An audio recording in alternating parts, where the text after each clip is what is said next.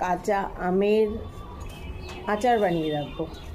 কাল আরতির বাড়িতে গিয়েছিলাম, আরতি তো বেশ কিছুটা আচার বানিয়ে দিয়েছে, এবার ভাবলাম আমি বানাবো। আর এই আমগুলো কিন্তু এক বান্ধবী দিয়েছে, সে আরতির বান্ধবী, মানে আমারও বান্ধবী।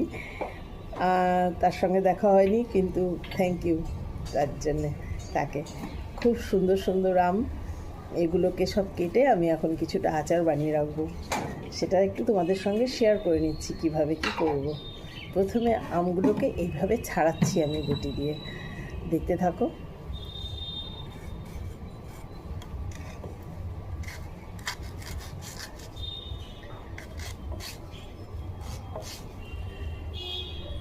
ঠিক এই রকম করে লম্বা লম্বা করে কেটে নিচ্ছি। এরকম করে সব কটা আম কাটবো। এই দেখো সব কটা আম কেটে নিয়েছি। দু একটা আম একটু হলুদ হয়ে গেছে, কিন্তু তাতে কোনো অসুবিধা হবে না। এবার এগুলোকে ভালো করে ধোবো। আমগুলোকে ধুয়ে ভালো করে একটু রোদ লাগাতে দিয়েছি। একটু রোদ লাগাতে হবে যাতে জল একদম আমে না থাকে। জলটা পুরো শুকোনোর জন্য এইভাবে দিয়ে দিয়েছি লম্বা লম্বা করে কেটে। নুন কিন্তু একদম মাখানো যাবে না, নুন মাখালে পুরো আম থেকে জল বেরিয়ে যাবে আর আচারটা নষ্ট হয়ে যাবে।